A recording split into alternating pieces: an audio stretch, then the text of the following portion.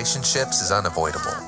Even with your friends and family, maintaining peace is a struggle. And it's even more difficult with our enemies, people who are out to get us. Right. This is true of any time and any place in human history. Where there are people, there is strife and violence. And this was definitely true in the time of Jesus, when Roman forces occupied the lands of Israel.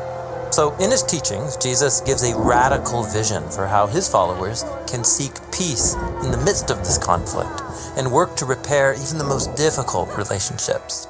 Jesus is an Israelite, and he believes that God's wisdom for relationships is found in the covenant laws given to ancient Israel. And so in these teachings, Jesus will quote from one of those laws and then show the wisdom that's underneath. So Jesus says, "You have heard that it was said to the ancients, 'Do not break your oath, but fulfill to the Lord the vows you have made.'" Now in Israel, an oath was a type of promise where you swear by God that you will do what you say. Like if you want to borrow some money, you could swear by God to repay me.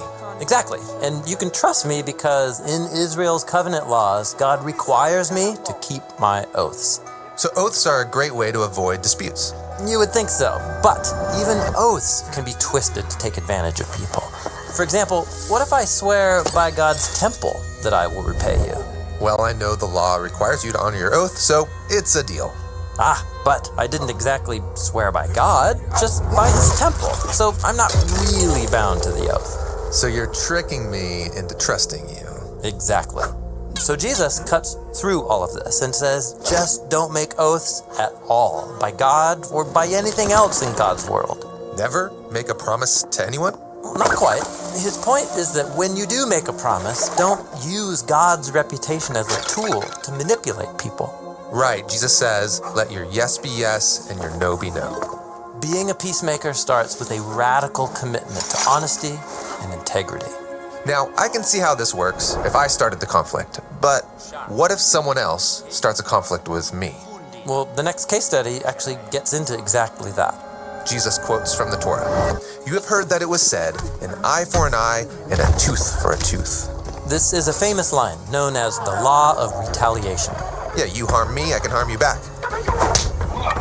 This kind of sounds like a license for revenge that can get out of hand. Well, actually, this law was designed to limit the amount of retribution you can demand. It should be equal to the amount of harm done and not more. So this law keeps peace by restraining our urge to hurt back those who hurt us. Yes, and Jesus takes the wisdom of this law to a new level, telling his followers, don't even pay back an evil person. Don't retaliate at all? Yes, become people who value peace more than getting even. But letting people get away with evil won't bring peace. You just can't stand by and do nothing. Hold on, Jesus doesn't say do nothing. Rather, he advocates a really bold and creative response to evil that is nonviolent, so it can open the door for peace. What does that look like? Well, Jesus gives 3 examples from his own time and place. First, he says, "Whoever slaps you on your right cheek, turn the other to them as well." In the ancient Roman world, a right cheek slap with the back of the right hand was a symbolic way of dominating someone. And humiliating them. But Jesus says, don't retaliate. Rather, stand your ground and offer them the left cheek. This will force your attacker to strike with an open right hand. In other words, to strike you like an equal. And it forces them to treat you as a fellow human being. Yes, even if it costs you. Well, next, Jesus says, if anyone sues you and takes your shirt, let him have your coat also?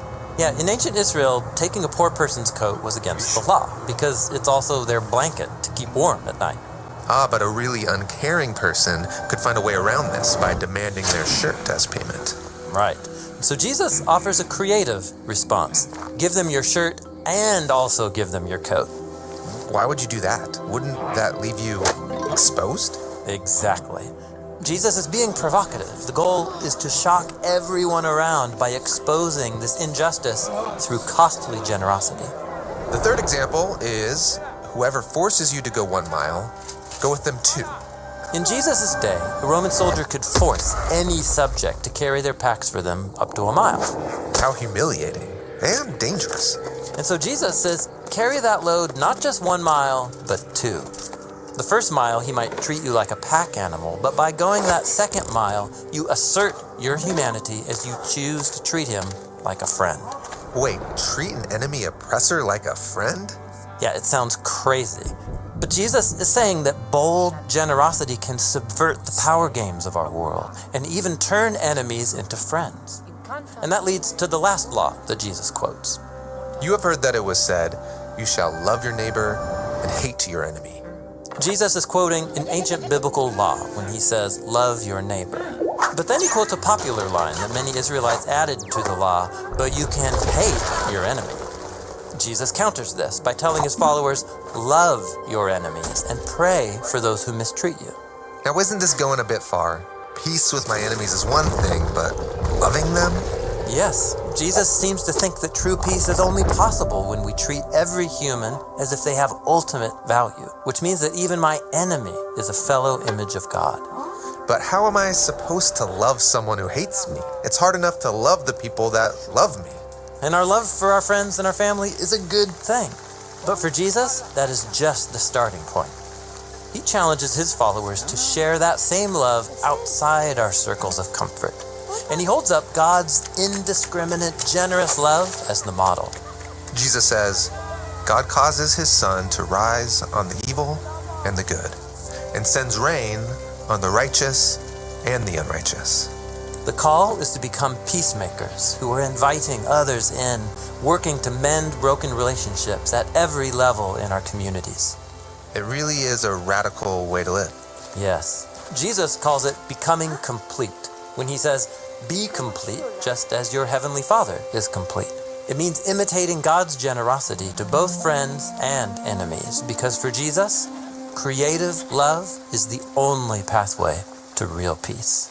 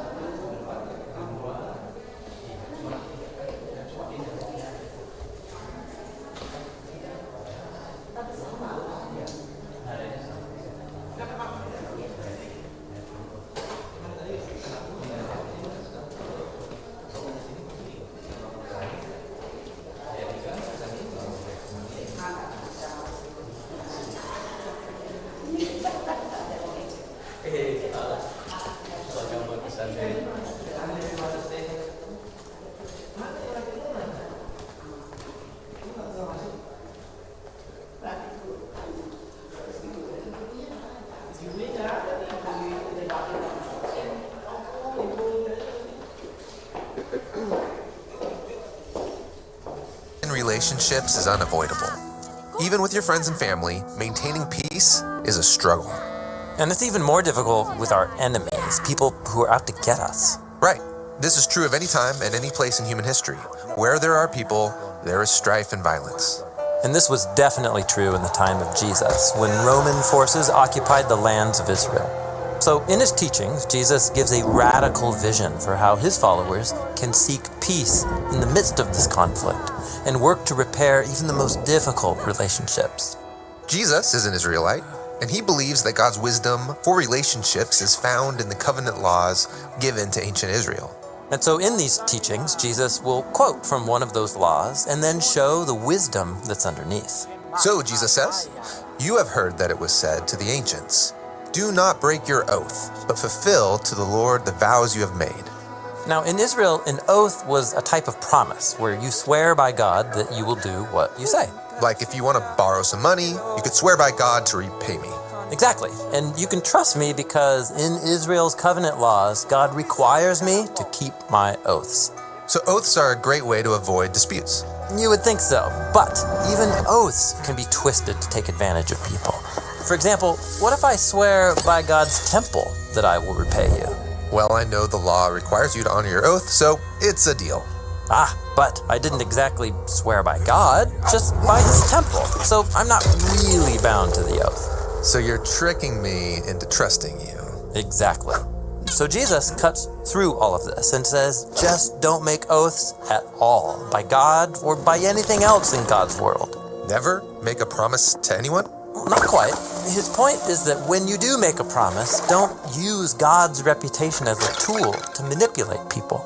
Right, Jesus says, let your yes be yes and your no be no. Being a peacemaker starts with a radical commitment to honesty and integrity.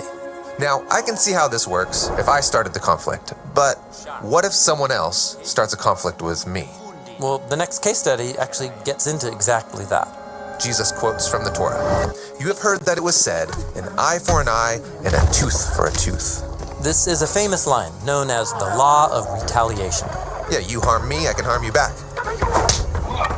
This kind of sounds like a license for revenge that can get out of hand. Well, actually, this law was designed to limit the amount of retribution you can demand. It should be equal to the amount of harm done and not more. So this law keeps peace by restraining our urge to hurt back those who hurt us. Yes, and Jesus takes the wisdom of this law to a new level, telling his followers, don't even pay back an evil person. Don't retaliate at all? Yes, become people who value peace more than getting even. But letting people get away with evil won't bring peace. You just can't stand by and do nothing. Hold on, Jesus doesn't say do nothing. Rather, he advocates a really bold and creative response to evil that is nonviolent, so it can open the door for peace. What does that look like? Well, Jesus gives 3 examples from his own time and place. First, he says, whoever slaps you on your right cheek, turn the other to them as well. In the ancient Roman world, a right cheek slap with the back of the right hand was a symbolic way of dominating someone. And humiliating them. But Jesus says, don't retaliate. Rather, stand your ground and offer them the left cheek.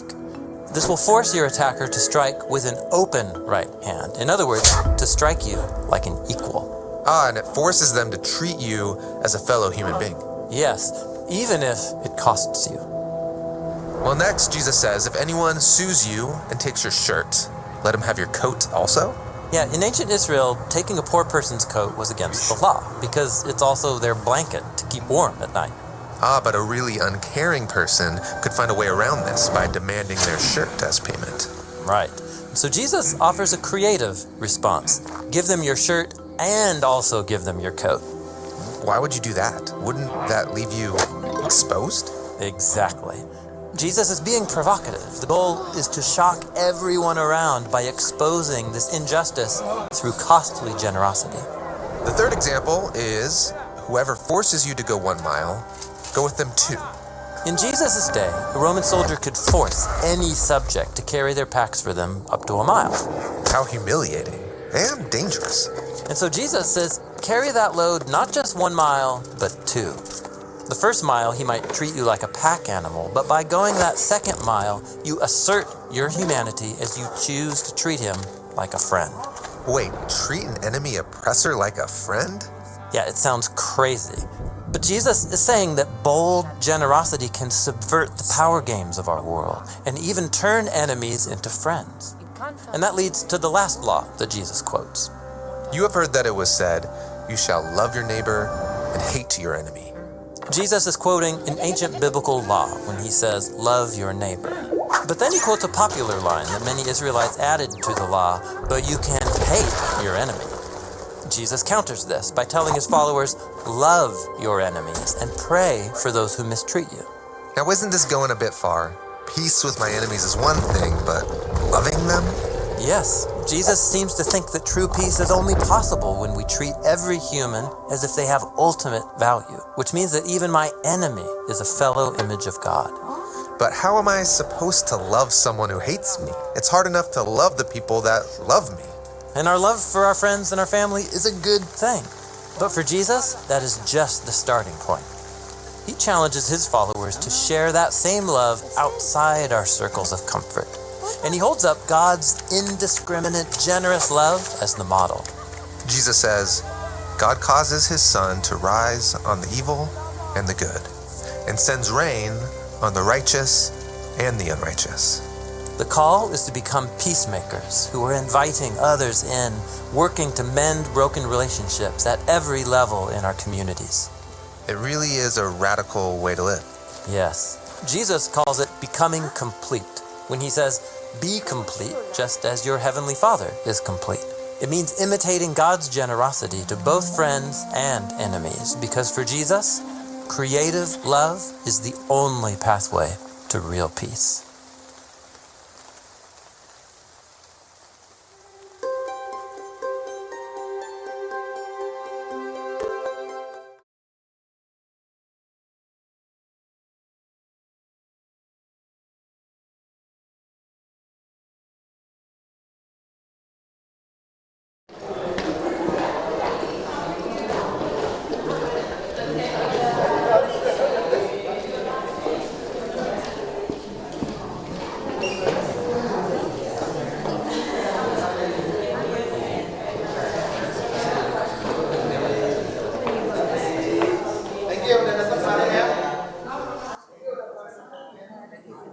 Reci bisa buka jendelanya.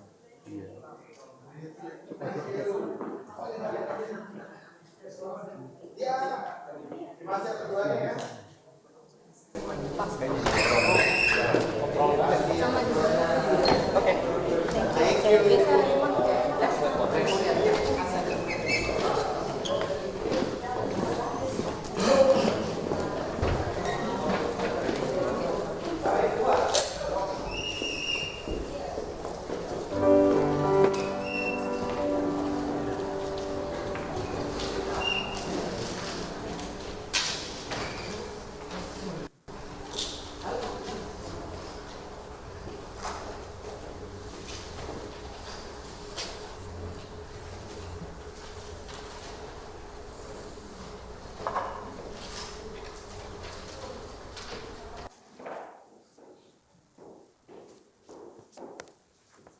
Shalom.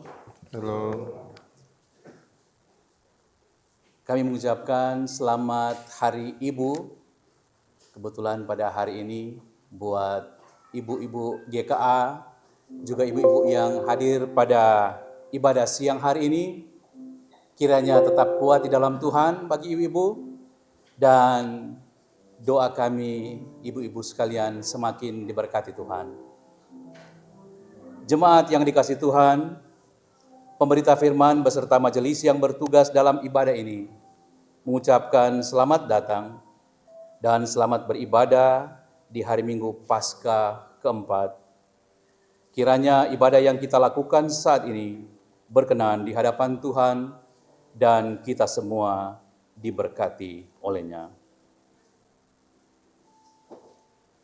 Tuhan menghadirkan ibu di tengah-tengah keluarga sebagai sosok yang membina iman, memberikan keteladanan, serta mengajar anak-anak mengenal kasih dan kemurahan Tuhan. Melalui ibadah ini, kita akan bersyukur atas kuasa Allah yang bekerja melalui kaum ibu, yang sering dipandang lemah, namun sesungguhnya kuat dan tabah mengalami berbagai tantangan.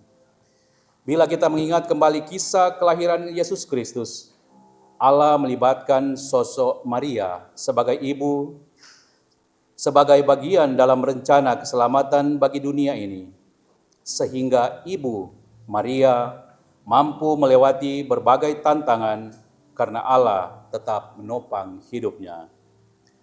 Dalam memperingati Mother's Day, kita pun meyakini bahwa setiap ibu dalam keluarga dilibatkan Tuhan dalam rencana keselamatan bagi keluarga kita dan juga bagi dunia. Jemaat yang dikasihi Tuhan, saya undang, marilah kita berdiri. Kita akan menghadap Tuhan dengan menyanyikan pelengkap Jemaat 219 di saat ini. Angkat terbang.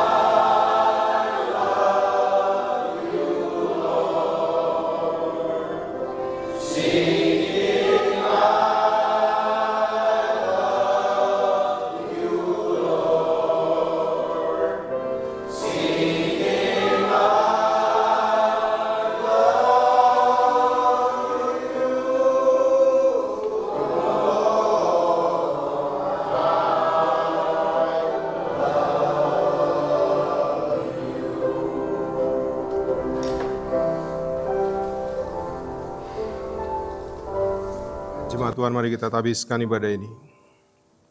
Pertolongan bagi kita adalah di dalam nama Tuhan yang menjadikan langit dan bumi.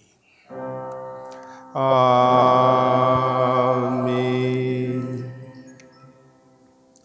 Nats pembimbing dari surat Roma pasal 12 ayat 1 menyatakan, karena itu, saudara-saudara, demi kemurahan Allah, aku menasihatkan kamu, supaya kamu mempersembahkan tubuhmu sebagai persembahan yang hidup, yang kudus, dan yang berkenan kepada Allah. Itu adalah ibadahmu yang sejati. Terimalah salam, kasih karunia dan damai sejahtera dari Allah Bapa kita dan dari Tuhan Yesus Kristus menyertai kamu.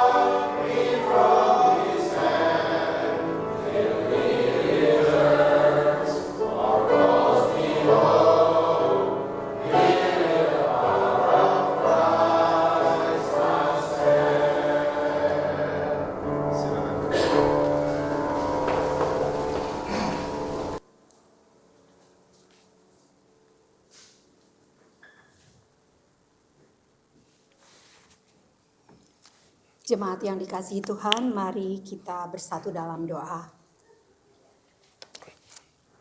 Ya Allah yang setia memelihara persekutuan kami berterima kasih atas karya-Mu yang nyata di dalam persekutuan kami. Layakkanlah kami untuk ada sebagai alat-Mu membangun persekutuan ini dan juga keluarga kami. Kehadiran kami kiranya menyatakan berkat-Mu, bukan menjadi batu sandungan bagi sesama kami.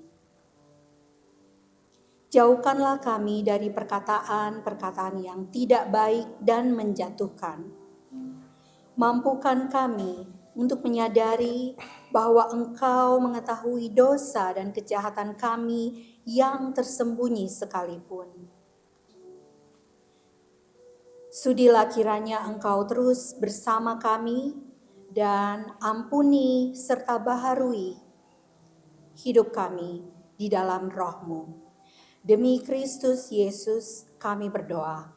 Amin.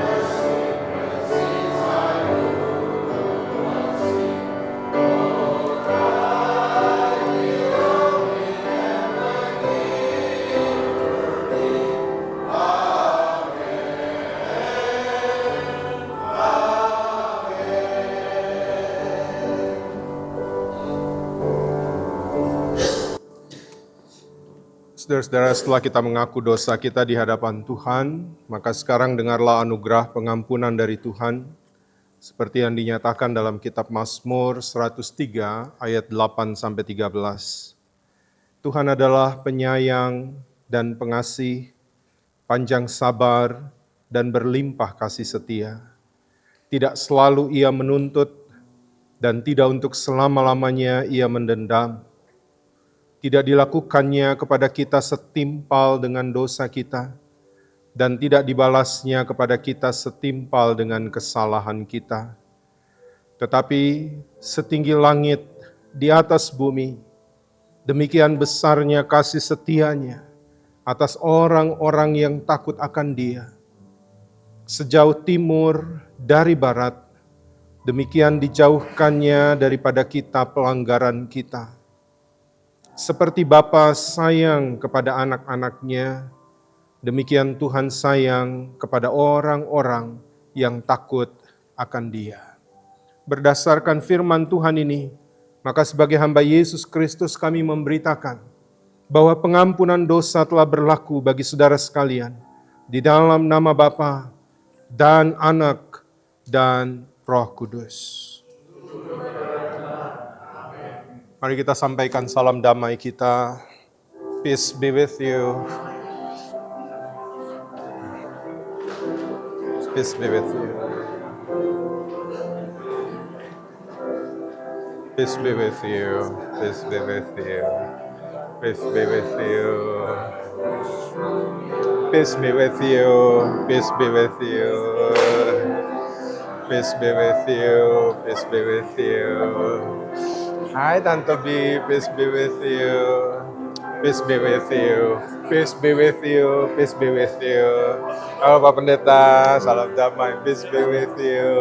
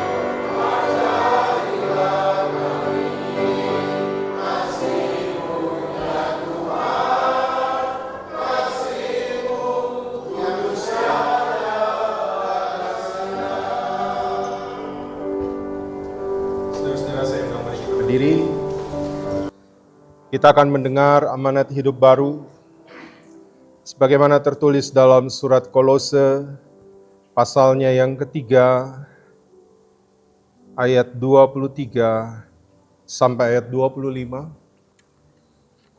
Saya akan membaca ayat 23, saudara-saudara ayat 24, ayat yang ke-25 kita baca bersama-sama. Kolose 3 ayat 23. Apapun juga yang kamu perbuat, perbuatlah dengan segenap hatimu, seperti untuk Tuhan dan bukan untuk manusia.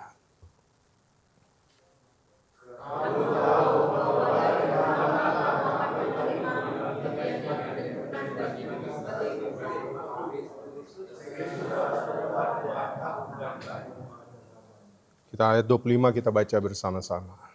Barang siapa berbuat kesalahan, ia akan menanggung kesalahannya itu, karena Tuhan tidak memandang orang. Demikianlah amanat hidup baru, kiranya Roh Kudus menolong kita mewujudkan kemuliaan Allah dalam hidup kita dan di seluruh dunia.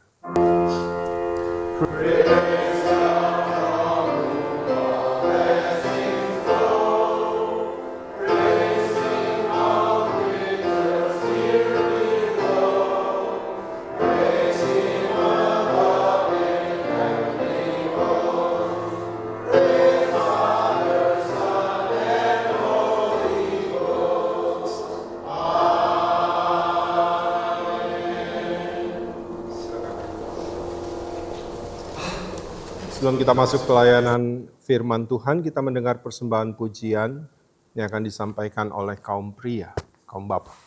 Silakan.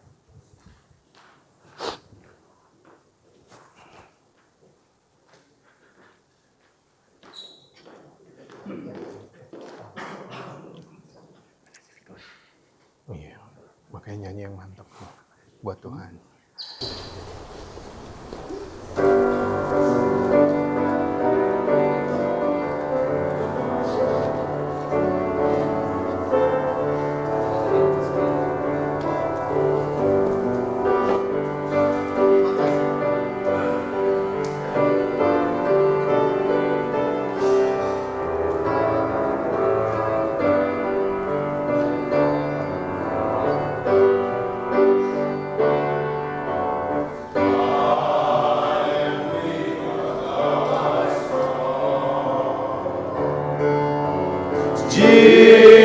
Jesus, keep me from all wrong.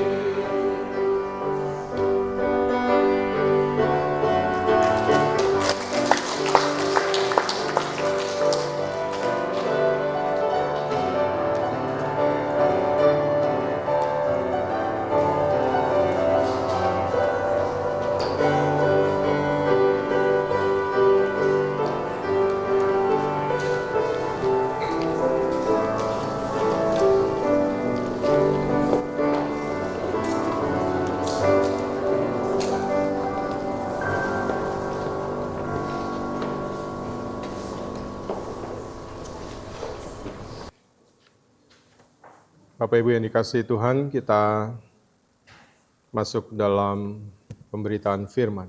Karena itu mari kita berdoa, kita mohon bimbingan Roh Kudus. Mari berdoa. Bapa di sorga, kami bersyukur untuk kesempatan yang Tuhan berikan bagi kami bersekutu bersama, dan kami memuliakan Tuhan melalui puji-pujian dan doa yang kami naikkan. Saat ini kami hendak mendengar firman-Mu.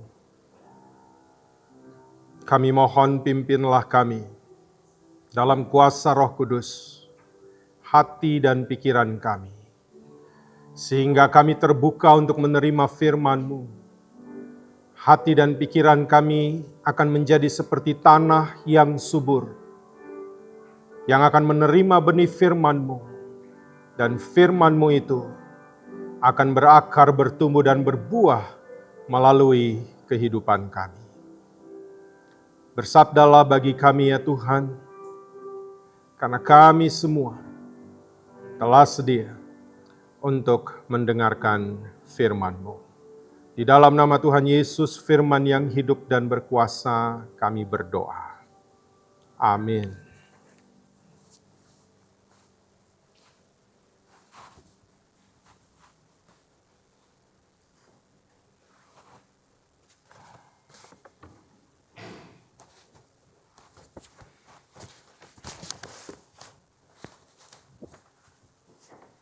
Jemaat yang dikasihi Tuhan, pembacaan Alkitab kita dalam ibadah Minggu sore ini terdapat dalam Kitab Perjanjian Baru, Kisah Para Rasul 9, ayat 36 hingga ayatnya yang ke-43, yang mengatakan sebagai berikut.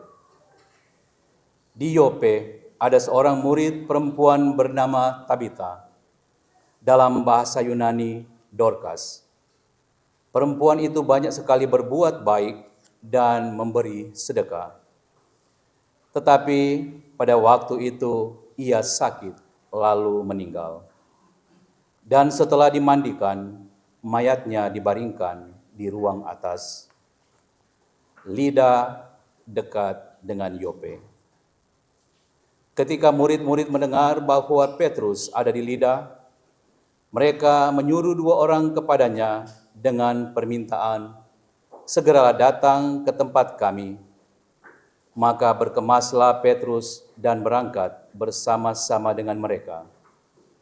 Setelah sampai di sana, ia dibawa ke ruang atas dan semua janda datang berdiri dekatnya, dan sambil menangis mereka menunjukkan kepadanya semua baju dan pakaian yang dibuat Dorcas waktu ia masih hidup.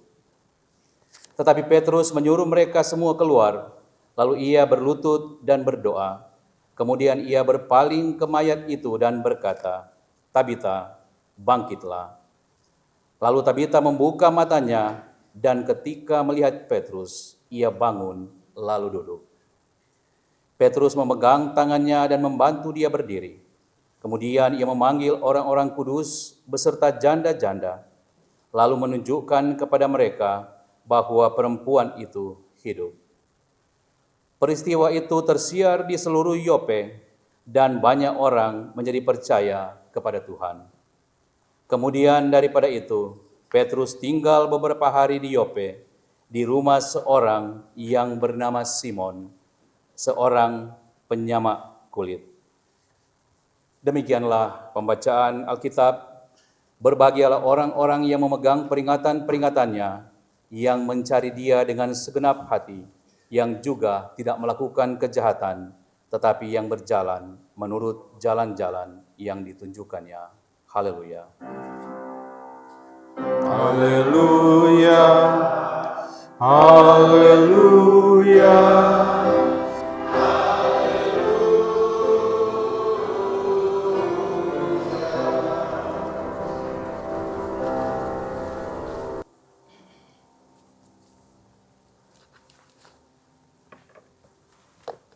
Bapak, Ibu, dan saudara-saudara yang dikasihi Tuhan, Shalom.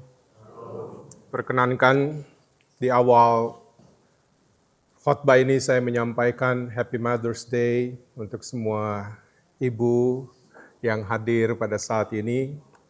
Karena peran ibu itu sangat besar di dalam kehidupan keluarga, terkhusus bagi anak-anak. Nah, Bapak Ibu yang dikasihi Tuhan, hidup yang kita jalani, yang Tuhan mau bagi kita, itu kita hidup dari dalam keluar. We live from inside out. Karena apa yang terjadi di dalam diri kita, apa yang terjadi di dalam hati kita, dan juga apa yang ada di dalam cara berpikir kita, itu akan termanifestasi melalui perbuatan. Jadi jika spirit kita atau sikap hati kita itu miskin, kalau pikiran kita itu sempit, maka akan sulit bagi kita untuk hidup menjadi orang yang berkemurahan hati. Maka yang harus diubah dalam hidup kita itu adalah cara kita berpikir, dan kita harus merubah sikap hati kita. Nah, Bapak Ibu, untuk menjadi orang yang berkemurahan hati itu tidak terbentuk dalam waktu singkat. Itu perlu proses yang panjang, karena pada dasarnya, Bapak Ibu dengar baik ini, pada dasarnya, dalam menjalani kehidupan manusia selalu berpikir tentang apa yang bisa saya dapat. Bukan tentang apa yang bisa saya beri. Saya ambil contoh. Saya melihat kehidupan anak saya Joshua. Bahwa ketika dia masih kecil, karena dia masih sendiri, bahkan sampai sekarang masih sendiri. Gitu ya. Jadi waktu kecil apapun mainan diberikan, ya apa yang dia mau selalu diberikan. Lalu kemudian ketika dia mulai bergaul dengan teman-temannya, begitu teman-temannya datang ke rumahnya, hal pertama yang dia lakukan semua mainannya dia keluarin. Dan dia mau bilang kepada semua orang, kepada teman-temannya, ini semua punya saya. Dia mau kasih tahu dulu itu. Nanti kalau dia main, baru dia mungkin mulai kasih, kalau dia lihat yang lain gak ada mainan. Jadi dia mau kasih tunjuk, dia hidup itu dari kecil kita, itu selalu menerima tentang sesuatu apa yang bisa kita dapat, apa yang bisa kita dapat, apa yang kita bisa dapat. Dan itu natur manusia. Jadi bukan tentang apa yang bisa kita beri. Lalu sekarang ketika dia harus belajar tentang kita hidup tidak sendiri, maka ada sesuatu yang harus kita beri. Dia harus belajar dari orang tuanya paling tidak.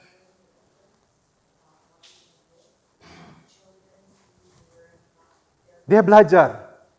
Ketika maminya masak berenebon, banyak dan besar, dia pikir begini mungkin, di rumah orang 3, siapa mau kasih habis?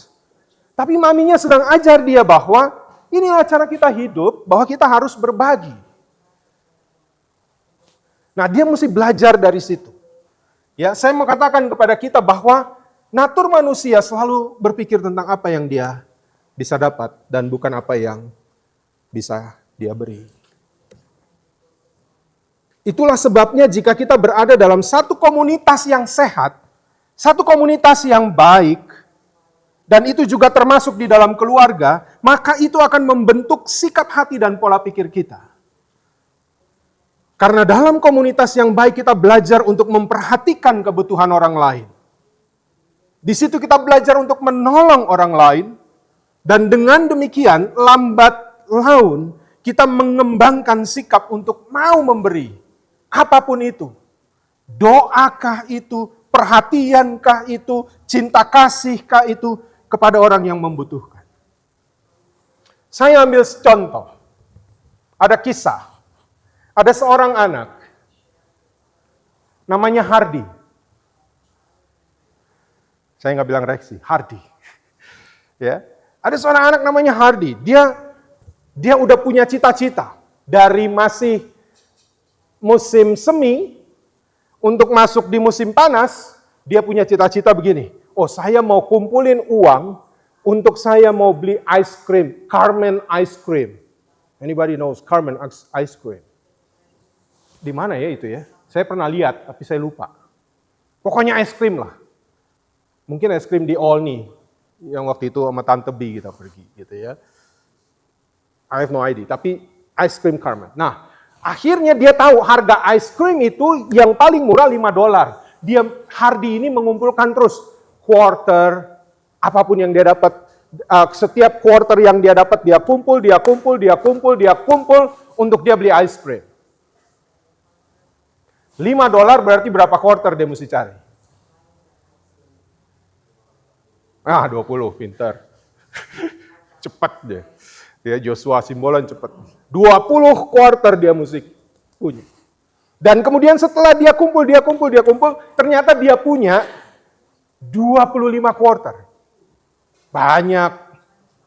Lalu ketika dia datang di counter ice cream, dia lihat di sana, orang yang ngantri itu sangat panjang, dan ternyata yang melayanin ice cream cuma satu orang. Capek betul itu orang melayani, capek betul. Lalu saking capeknya, Hardy ini paling belakang, sampai gilirannya Hardy ini sampai di counter, dia sapa si petugas ice cream ini. Hi, how are you? Oh, I'm good. Okay, what do you want to have? Hardy lihat. Dia lihat di sana, dia bilang begini. 1 scoop, berapa? $5. Oke. Dia hitung-hitung dulu. 2 scoop, $7. 25 cukup nggak buat $7? Cukup. Cukup nggak? Nggak cukup ya? Oh iya nggak cukup. Jadi kalau 25 itu berapa? $6.25. Betul? Oke, 6.25. Oke. Kalau 2 scoop, $7. Wah, $7. Dia masih hitung. Ini orang karena udah capek dia tanya, jadi Hardy lu mau apa? Saya pakai lu lagi. Kamu mau yang mana? Dia bilang, kalau 1,5 scoop bisa. Udah mau berapa? 1. Begitu 1 scoop, ini orang udah kesel. Lama banget sih Hardy ini nanya, tahu cuma beli 1. Begitu dia kasih 1 scoop, tak. Dia kasih Hardy. This is your ice cream. Dan ketika Hardy sudah kasih, lalu sudah pegang es krim, dia kasih quarternya. Semuanya. Berarti harusnya dia bayar $5, tapi dia kasih berapa? 6.25. 6.25, right? Nah, lalu si petugasnya bilang, hey, ini uang kamu kelebihan. Ada lebih 1.25. Ya, lalu kenapa kamu nggak bilang 1,5 scoop? Masih bisa tadi. No, saya hitung ini karena saya mau kasih kamu 125 for your tip. Oh, Hardy ini baik hati. Tapi saudara tahu, Hardy kasih itu nggak terbentuk dalam 1 hari bahwa dia orang yang generous. Tapi Hardy ini terbentuk kenapa? Karena dia hadir di keluarga yang selalu dia lihat, papanya, mamanya, itu selalu hidup generous. Dan ini yang saya mau bilang kita, bahwa hidup sebagai seorang yang generous, sebagai orang yang murah hati, enggak 1 hari. Enggak 1 hari, tapi dia harus terbentuk melalui komunitas yang baik. Seorang pakar sosiologi dari University of Notre Dame, Indiana, bernama Christian Smith. Dia berkolaborasi dengan seorang muridnya PhD candidate, Hilary Davidson. Mereka menulis buku dengan judul The Paradox of Generosity. Giving we receive, grasping we lose. Itu bukunya. Orang yang berkemurahan hati, pada akhirnya akan mereka terima sesuatu yang mereka berikan. Buku ini mengatakan dengan memberi, maka diri kita, atau memberikan apa yang kita miliki untuk kepentingan orang lain, maka itu akan meningkatkan derajat kita. Dan Bapak Ibu tahu, nanti tolong ditampilkan, nah ini bukunya. Ini langsung. Ya, siapa tahu Bapak Ibu nanti mau baca, ini bukunya, The Paradox of Generosity. Ya, tapi tolong ditampilkan, apa yang dia bilang, ternyata dulu sudah Tuhan ajarkan. Amsal pasal 11, ayat 24 dan 25. Mari kita baca sama-sama. 2, 3. Ada yang menyebar harta, tetapi bertambah kaya. Ada yang menghemat secara luar biasa, namun selalu berkekurangan. Ayat berikut. Siapa banyak memberi berkat, diberi kelimpahan. Siapa memberi minum, ia sendiri akan diberi minum. Bahasa Inggrisnya bagus sekali. Apa yang dia bilang? A generous person will prosper. Wow. Dan ini Alkitab udah bilang. Dan akhirnya ini ditulis. Yang menulis ini pakar sosiologi. Dan saya mau bilang bagi kita, generosity bukan selalu soal uang. Tetapi kita bisa membagi hikmat, kita bisa membagi waktu, kita bisa membagi perhatian, kita bisa membagi kasih sayang, kita bisa memberi pengampunan.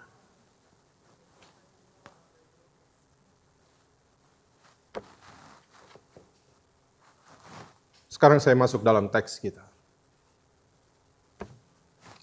Tolong ditampilkan Kisah Rasul 9.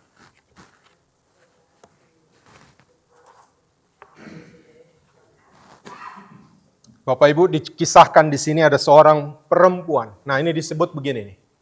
Ya, saya baca bagi kita. Di Yope itu kota pelabuhan. Ya, di Yope ada seorang murid perempuan bernama Tabita. Dalam bahasa Yunani, Dorcas. Bapak Ibu, saya berhenti dulu di sini. Di zaman itu kalau seseorang punya 2 nama, berarti dia bukan orang biasa-biasa.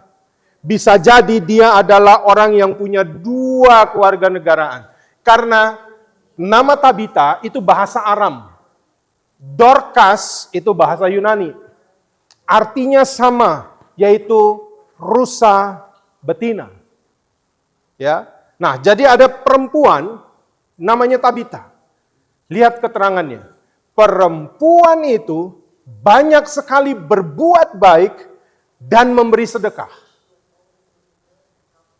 Saya berhenti sampai di sini. Bapak Ibu, dari sini kita bisa tahu mengapa dia berbuat baik dan memberi sedekah.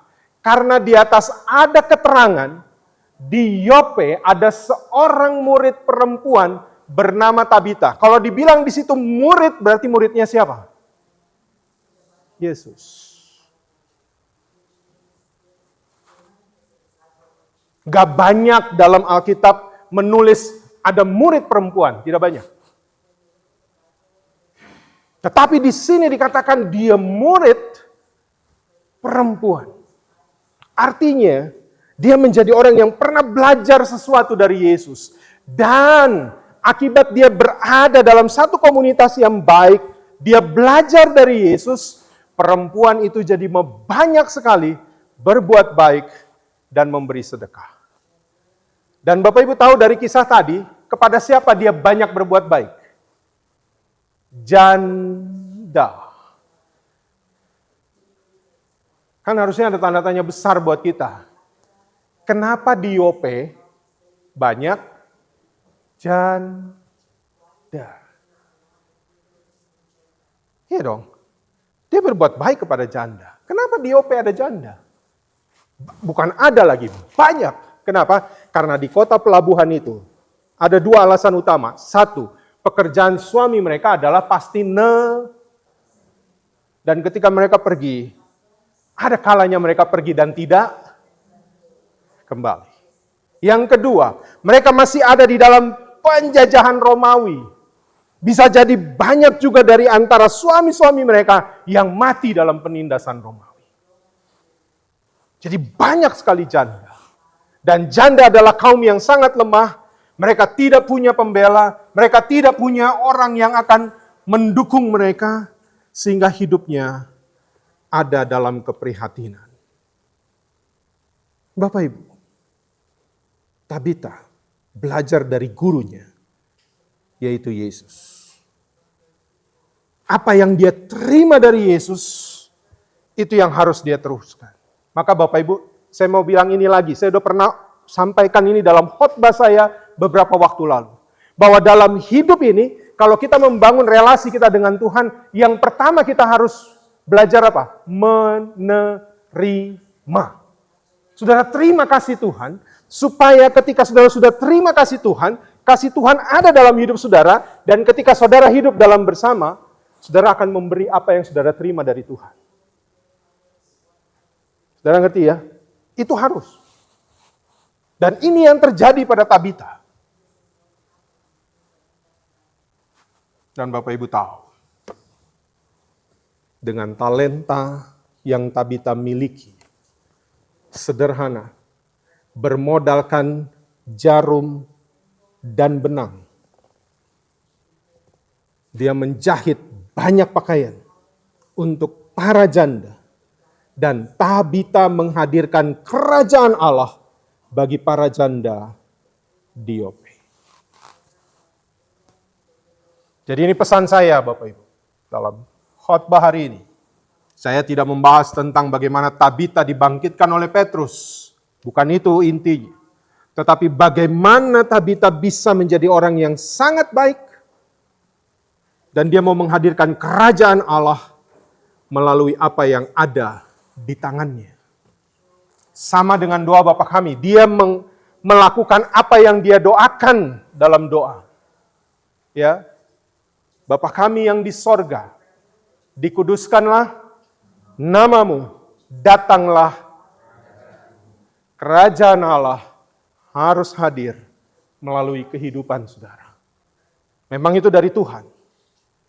Tapi banyak orang harus mengenal kerajaan Allah melalui hidup saudara. Dan itu yang dilakukan oleh Tabita. Dia menghadirkan kerajaan Allah hanya melalui talentanya yang sederhana. Begitu juga dalam keluarga. Ini pesan bagi para ibu.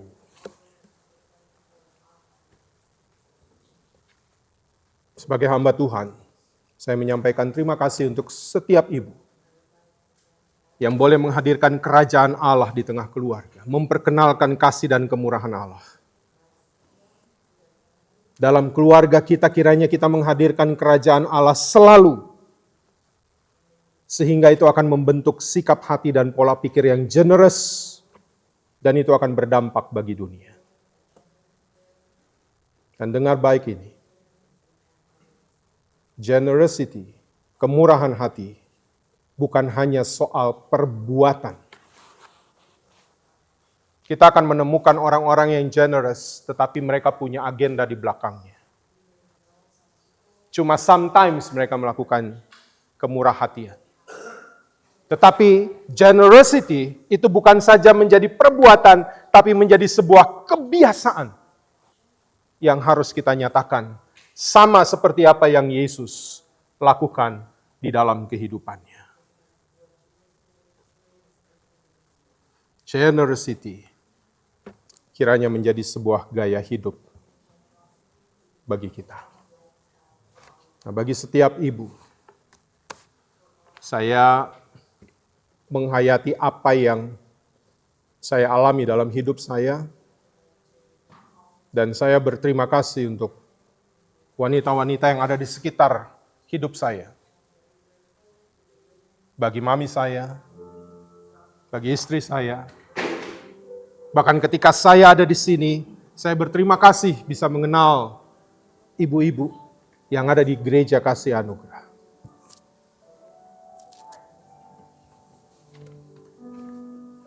Bapak Ibu, sedikit saja saya cerita, ya, bahwa dalam keluarga itu kerjasama suami istri itu selalu terjadi.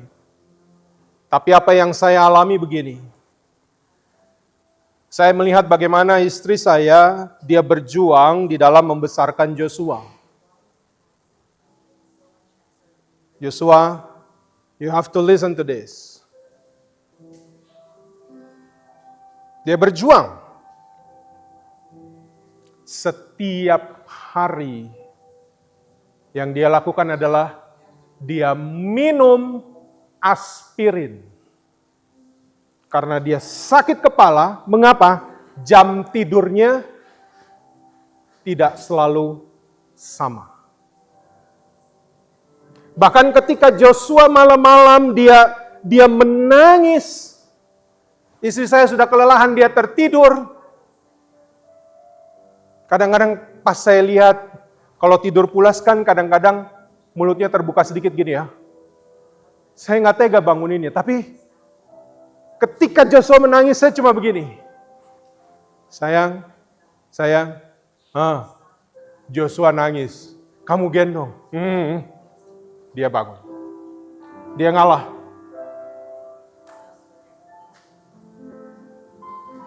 Dia gendong Joshua. Walaupun dengan tubuhnya yang kecil.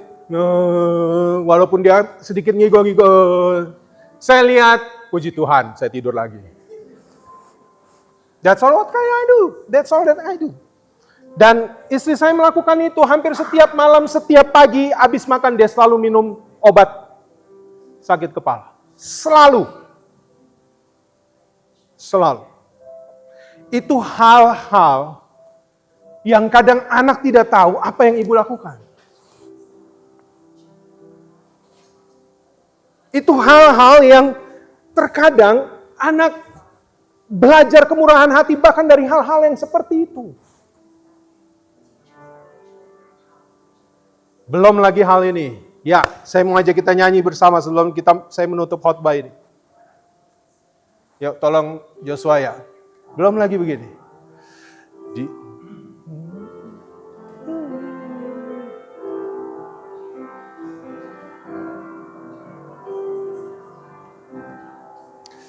Di waktuku masih kecil, gembira dan senang, tiada duka kenang, tak kunjung mengerang di sore hari yang sepi.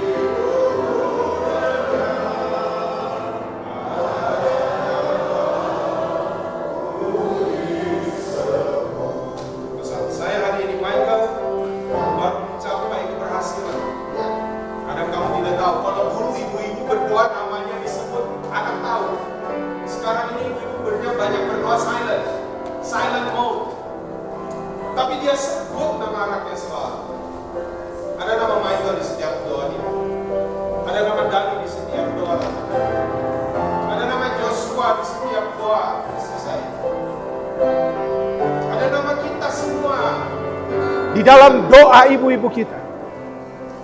Dan itu hal yang tidak bisa kita bayar.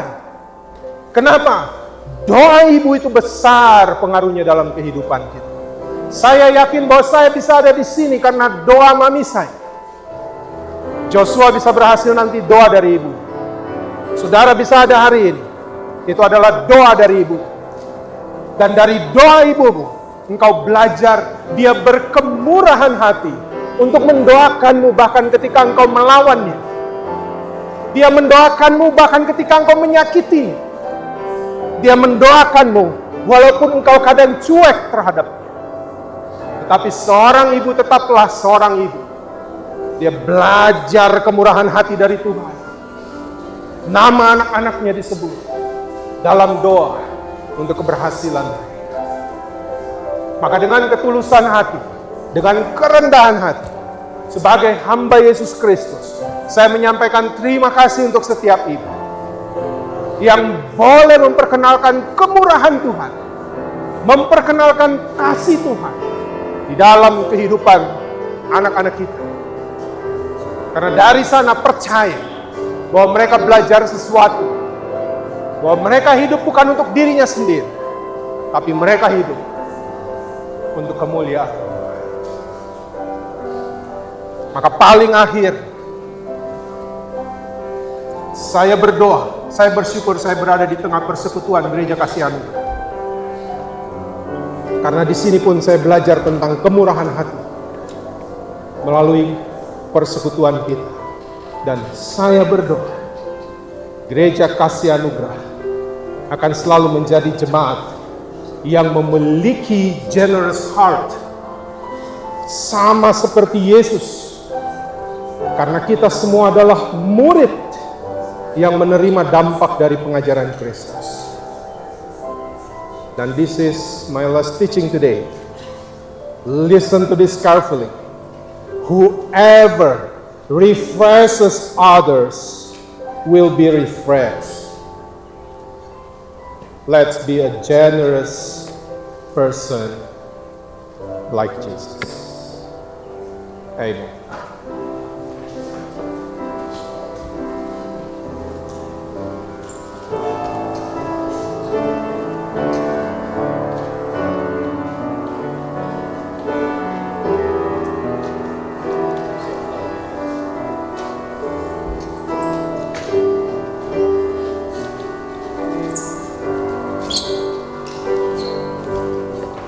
Kita menyanyi Gita Bakti 60.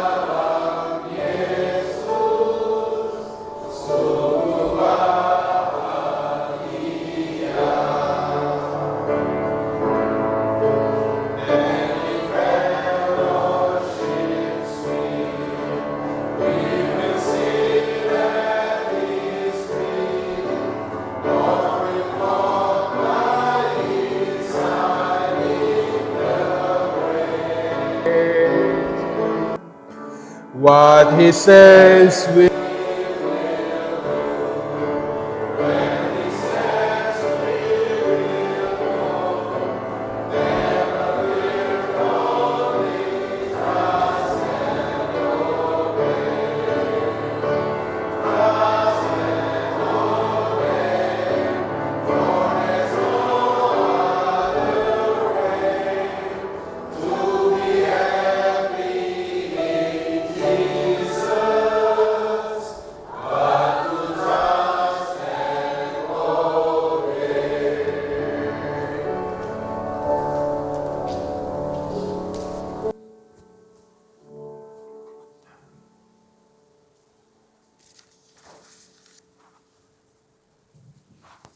Jemaat yang dikasihi Tuhan, saya undang marilah kita berdiri bersama dengan umat di segala masa dan tempat.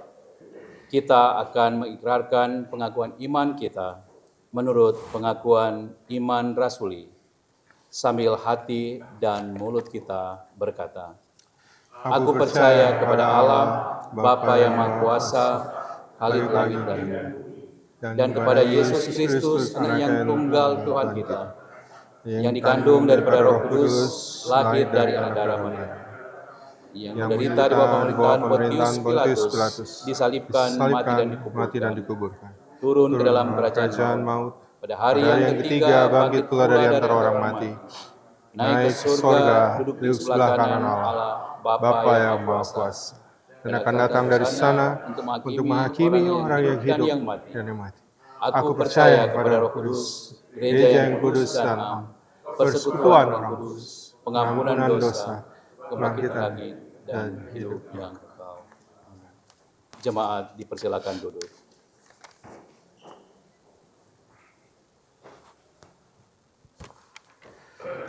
Mari kita berdoa.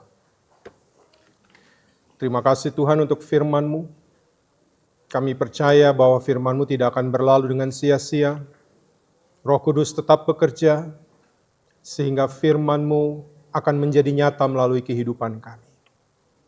Hamba berdoa bagi setiap ibu yang sudah selalu menerima kemurah hatian dari Tuhan, dan mereka mengajarkannya di tengah-tengah keluarga. Kami bersyukur bahwa kami mengenal kasih Tuhan di tengah-tengah keluarga, terkhusus melalui kehadiran ibu kami.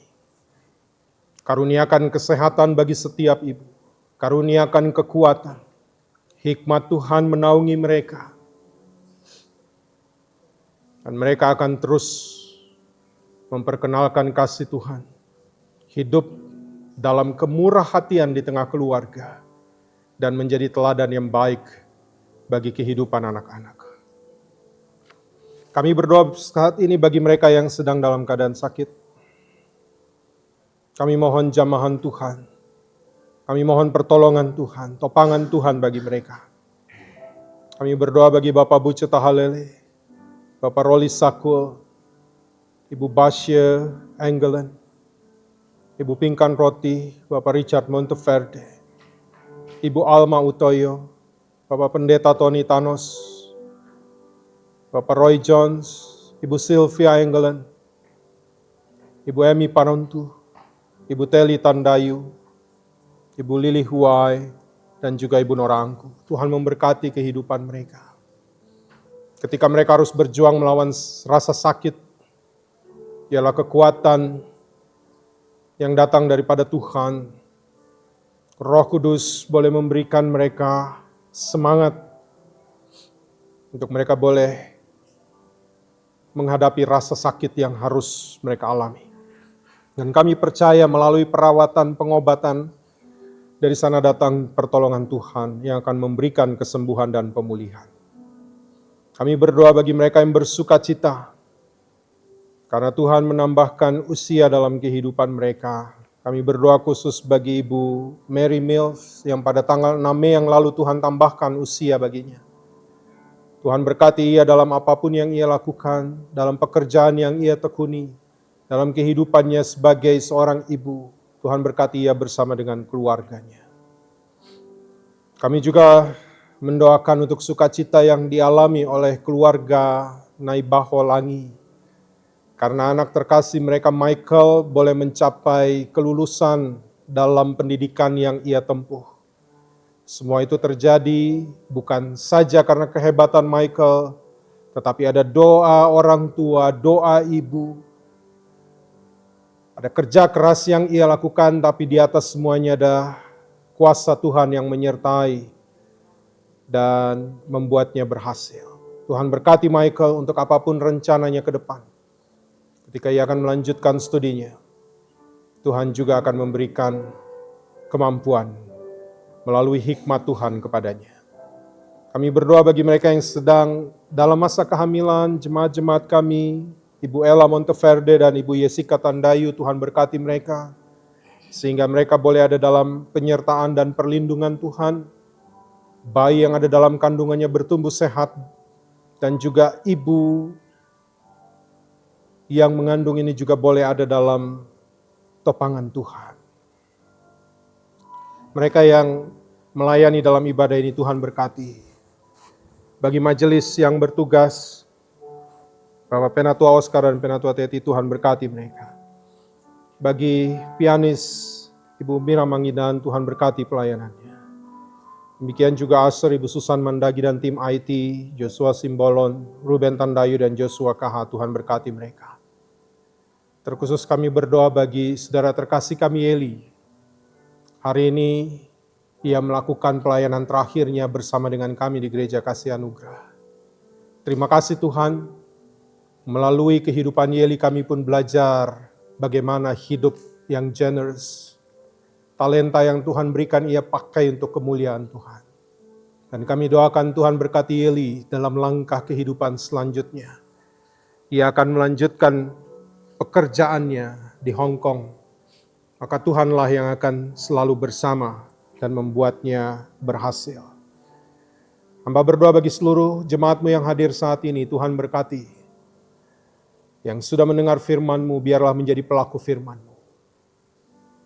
Dan di dalam kehidupan kami ke depan, kami percaya Tuhan menyertai dan memberkati kami. Berkati dunia ini Tuhan yang semakin banyak peperangan terjadi. Beri hikmat bagi para pemimpin, untuk mereka boleh menghadirkan damai Tuhan. Berkati dunia ini Tuhan. Jangan biarkan dunia ini terus perlahan-lahan menuju kepada kehancuran. Tapi biarlah kasih karunia, damai sejahtera Tuhan, hikmat Tuhan menaungi para pemimpin dunia. Ini doa kami Tuhan, ampunilah dosa dan kesalahan kami. Dalam nama Tuhan Yesus, kami berdoa dengan doa yang sudah Tuhan Yesus ajarkan bagi kami. Bapa kami yang di sorga, dikuduskanlah nama-Mu, datanglah kerajaan-Mu, jadilah kehendak-Mu di bumi seperti di sorga. Berikanlah kami pada hari ini makanan kami yang secukupnya, dan ampunilah kami akan kesalahan kami, seperti kami juga mengampuni orang yang bersalah pada kami. Dan janganlah membawa kami ke dalam pencobaan, tapi lepaskanlah kami daripada yang jahat, karena Engkau yang punya kerajaan, dan kuasa, dan kemuliaan, sampai selama-lamanya. Amin. Kita akan mendengarkan persembahan pujian dari kaum ibu, kaum perempuan. Dipersilakan.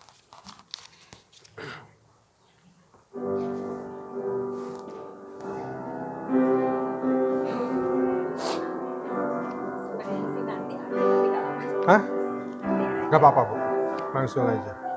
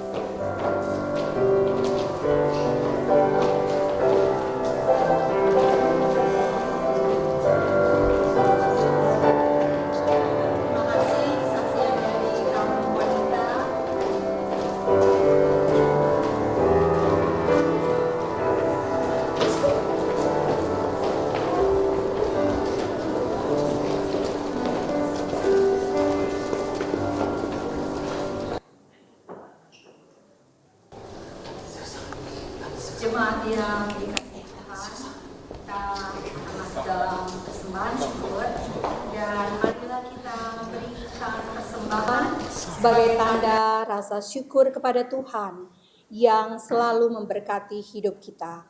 Dan ingatlah pesan Alkitab dari kitab Perjanjian Lama Mazmur 96 ayat 8, berilah kepada Tuhan kemuliaan namanya, bawalah persembahan dan masuklah ke pelatarannya.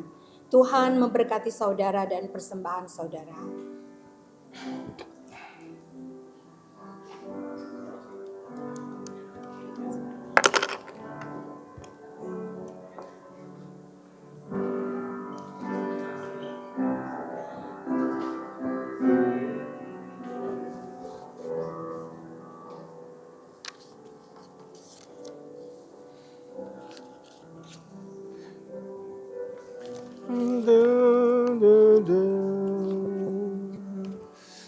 Screennya Joshua, tolong lagunya.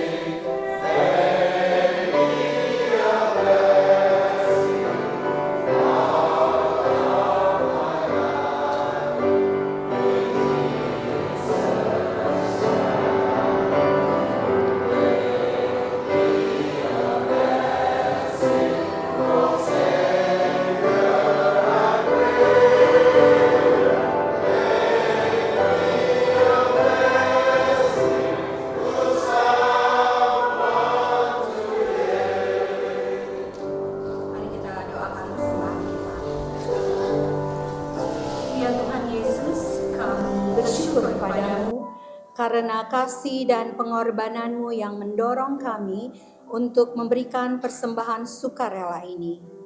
Kami sadar bahwa persembahan kami ini tidak sebanding dengan korban tubuh dan darahmu yang engkau persembahkan bagi kami dan dunia ini. Terima dan kuduskanlah ya Tuhan, agar berguna untuk pelayanan kasih dan keadilan. Pakailah hidup kami untuk menjadi berkat bagi sesama kami, dan kami selalu bersedia mempersembahkan hidup kami bagi orang di sekitar kami demi kemuliaan nama-Mu. Amin. Jemaat yang dikasihi Tuhan, sebelum kita masuk warta jemaat, ada persembahan pujian dari keluarga Naibaho Langi, terutama Michael Naibaho akan bersaksi karena Michael telah graduate dari the American University sebagai Bachelor of Science in Computer Science, dan dia akan memberikan sepatah dua kata. Bapak Ibu, saudara yang kekasih dalam nama Tuhan, Shalom. Shalom. Ya, pada kesempatan ini saya ingin berterima kasih kepada Jemaat GKA beserta dengan Pak Pendeta Samuel KH dan juga semuanya yang sudah mendoakan saya untuk bisa lulus ini. Saya juga berterima kasih kepada Papa saya yang ada di Indonesia maupun Tante Nova dan Bang Yos yang ada di Jakarta, Indonesia. Terima kasih juga kepada Mama Debbie yang sudah mensupport saya. Saat ini ada Hari Ibu. Saya benar-benar berterima kasih kepada Mama Debbie dan saya benar-benar sangat berterima kasih kepada Tuhan yang sudah mengizinkan mama saya ikut graduation. Ya, terima kasih. Tuhan Yesus memberkati. Amin. Untuk itu saya ingin menyanyikan mujizat itu nyata sebagai rasa ucapan syukur.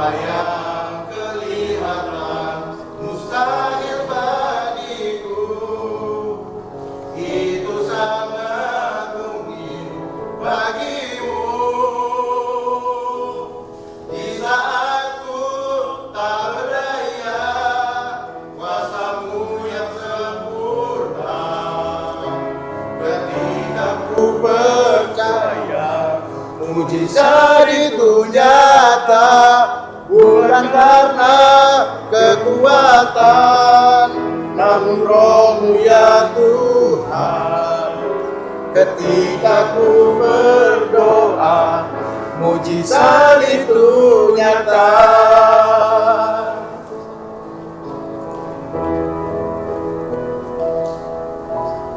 Tak terbatas kuasa-Mu Tuhan, semua dapat Kau lakukan. Apa yang kelihatan mustahil bagiku, itu sangat mungkin bagimu. Di saat ku tak berdaya, kuasa-Mu yang sempurna. Ketika ku berdaya, mujizat itu nyata, bukan karena kekuatan, namun Roh-Mu ya Tuhan. Ketika ku berdoa, mujizat itu nyata.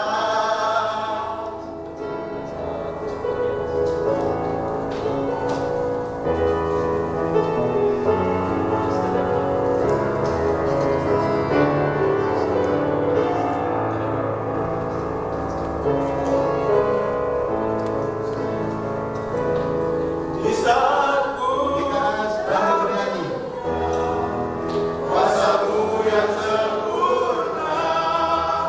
Ketika ku percaya, mujizat itu nyata, bukan karena kekuatan, namun Roh-Mu ya Tuhan. Ketika ku berdoa, mujizat itu nyata. Ketika ku berdoa, mujizat itu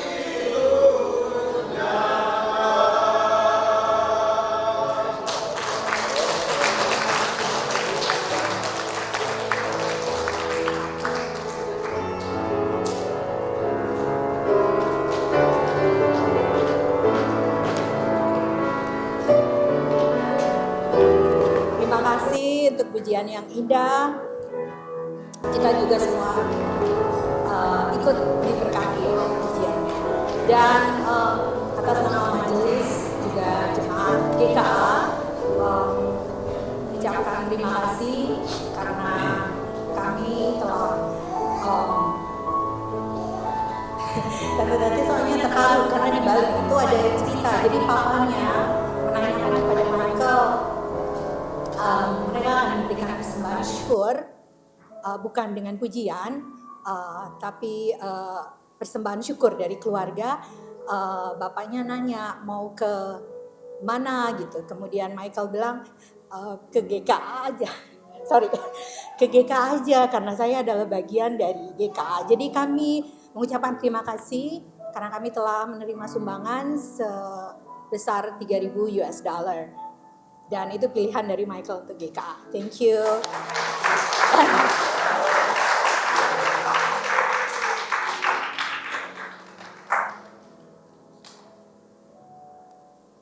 Majelis dan Jemaat GKA mengucapkan banyak terima kasih kepada Bapak Pendeta Samuel KH yang telah melayani ibadah sore hari ini. Tuhan memberkati Pak Pendeta Samuel KH dan keluarga. Juga kepada pianis Ibu Mira Mangindaan yang telah melayani kita pada sore hari ini. Tuhan Yesus memberkati Ibu Mira bersama keluarga. Dan juga untuk Saudari Yeli for the last time. Thank you, Yeli. Thank you for being our translator this last Sunday. Tuhan memberkati Yeli. Dan tentunya untuk tim IT, Estari, Joshua KH dan Joshua Simbolan dan juga Ruben. Thank you for your ministry, guys. Kemudian juga untuk usher kita, Ibu Susan Mandagi. Terima kasih atas pelayanannya. Tuhan memberkati. Dan majelis serta jemaat GKA juga mengucapkan selamat datang kepada jemaat yang baru pertama kali datang beribadah pada sore hari ini. Sepertinya kakaknya Jane baru pertama kali atau udah beberapa kali ya? Adik, sorry. Mau memperkenalkan diri?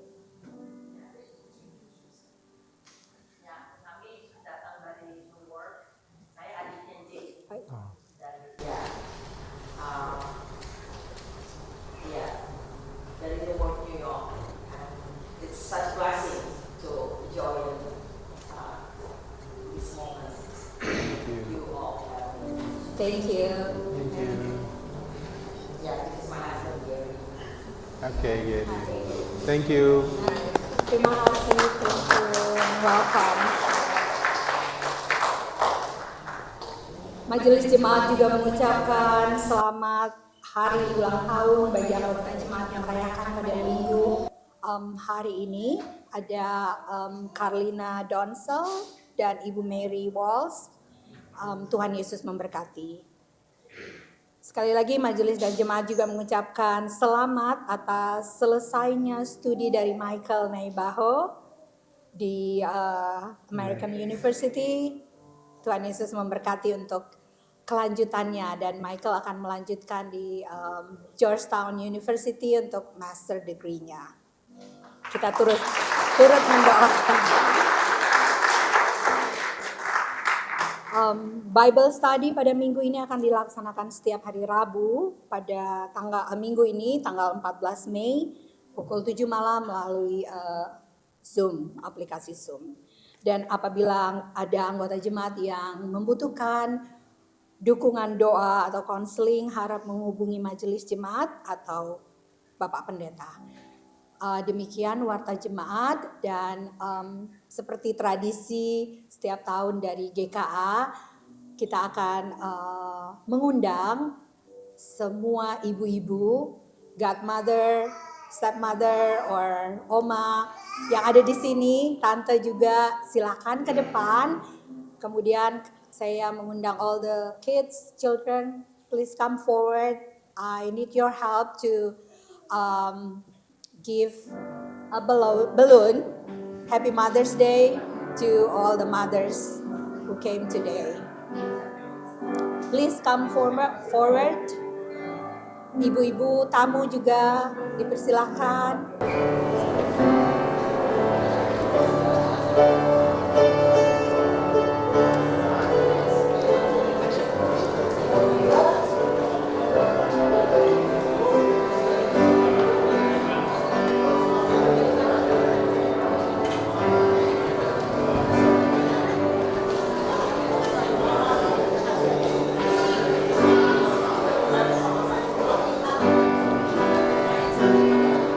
berdiri menghadap ke depan.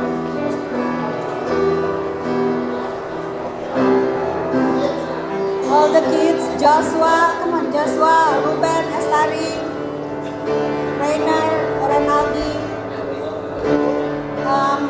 Priska, Gabby, Priska juga. Priska. Priska, come on. Gabby sini.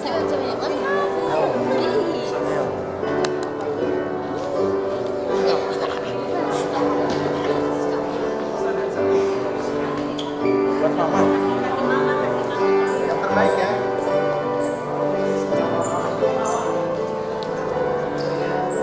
Where's Daddy? Daddy tadi juga main. You take one, the pink one. Your mom love the pink one. And kiss your mom.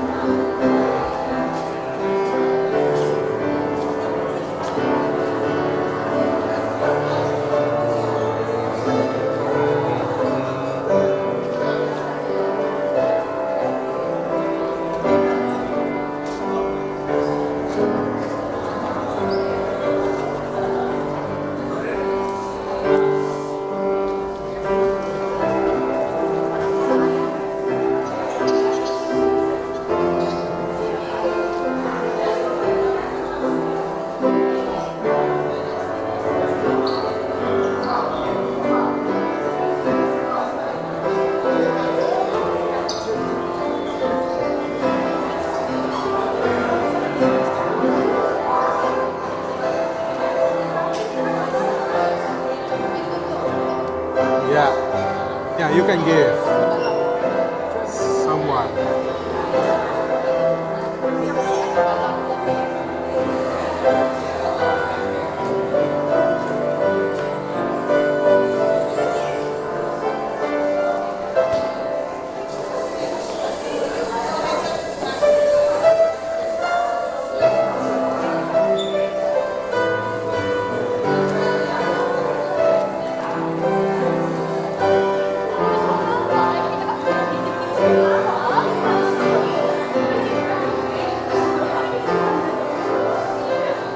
You can give to Ruben. Habis ya?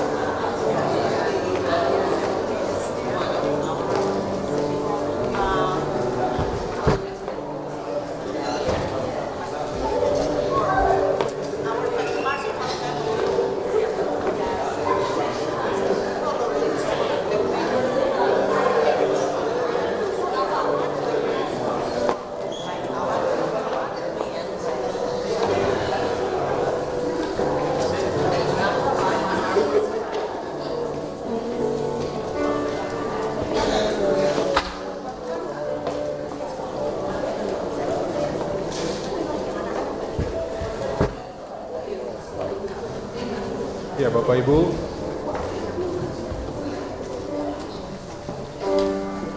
kita akan mengakhiri ibadah kita pada sore hari ini. Especially I want to tell you, Yeli, I chose this song because last week you said to us that you have the painting and you said ada kata-kata di sini, tak bersangsi atau takut, beriman, tetap teguh. So this is our prayer for you. Yeah, you will go to the new place, you will meet the new people, but our God is still the same. Ya, Dia selalu bersama dengan kita dan itu doa kita buat Yeli. Terima kasih untuk semua kaum ibu yang sudah maju. Tuhan memakai Bapak Ibu, ibu-ibu sekalian untuk menjadi saluran berkat Tuhan di tengah keluarga, dan saya doakan kita terus menjadi saluran berkat Tuhan untuk mengajarkan kehidupan yang berkemurahan hati. Saya undang mari kita berdiri. Pergilah dengan damai sejahtera Tuhan ke dalam kehidupanmu sehari-hari dan lakukanlah firman Tuhan yang sudah saudara dengar sambil tetap menaruh pengharapan hanya kepada Tuhan.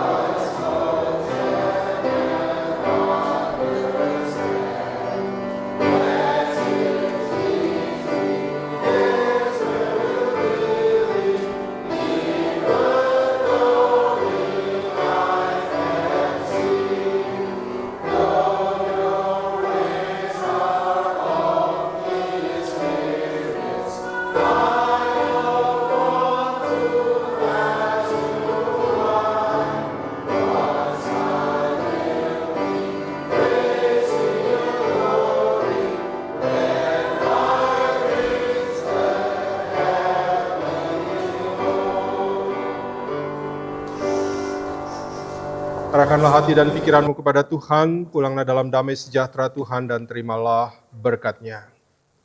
Tuhan memberkati engkau dan melindungi engkau. The Lord bless you and keep you. Tuhan menyinari engkau dengan wajah-Nya dan memberi engkau kasih karunia. The Lord make His face shine on you and be gracious to you. Tuhan menghadapkan wajah-Nya kepadamu dan memberi engkau damai sejahtera. The Lord turn His face toward you and give you peace. Hallelujah.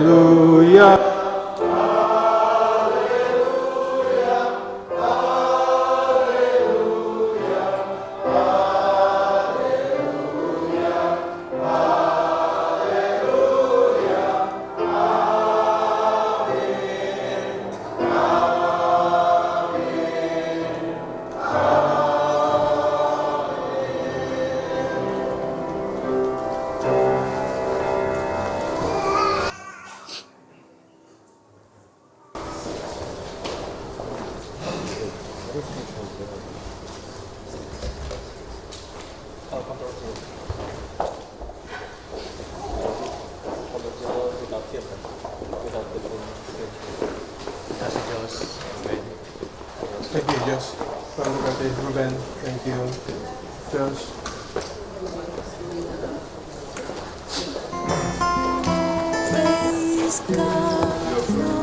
Happy Mother's Day, Catherine.